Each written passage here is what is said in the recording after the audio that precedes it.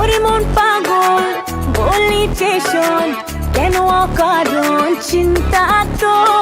জীবন খুবই অনিশ্চয়তায় ভরা। দৈনিক সংবাদ দিগন্ত পত্রিকার নিয়মিত বিনোদন সংবাদের সাথে আমি ফারিয়া হেসান। বৈষম্য বিরোধী আন্দোলনে একটি হত্যা চেষ্টা মামলায় চলতি বছরের মে মাসে গ্রেপ্তার হয়েছিলেন চিত্রনায়িকা নুসরাত ফারিয়া। এ ঘটনা শিল্পাঙ্গনে বিস্ময় ও ক্ষোভের জন্ম দিয়েছিল। মাত্র 2 দিন পর জামিনে মুক্ত হলেও তখন থেকে বিষয়টি নিয়ে প্রকাশ্যে আর কিছু বলেননি তিনি। অবশেষে 4 মাস পর এ ইস্যুতে মুখ খুললেন ফারিয়া। নিউ ইয়র্ক থেকে প্রচারিত বাংলা ভাষাভাষীদের গণমাধ্যম ঠিকানার বিশেষ শো ফ্রাইডে নাইট উইথ জায়েদ খানে নিজের অভিজ্ঞতা ও অনুভূতি প্রকাশ করেন এ অভিনেত্রী। ফারিয়া বলেন, এরকম কিছু হবে কখনো কল্পনাও করিনি, দুঃস্বপ্নেও ভাবিনি। যে জীবনটা স্কিন কেয়ার, মেকআপ, একটু ঘোরাফেরা, শপিং, পরিবার বন্ধুদের সঙ্গে সময় কাটানো, এই ছোট ছোট জিনিসেই খুশি ছিলাম, সেখানে এত বড় জটিলতা এসে গেল, কি করব না এসব ভাবতে গিয়ে ভীষণ হতাশ হয়েছি। তিনি আরো যোগ করেন, আমি মনে করি এটাকেই বড় হওয়া বলে। পরিস্থিতি মানুষকে বড় করে। ওই ঘটনার পর আমি মানসিকভাবে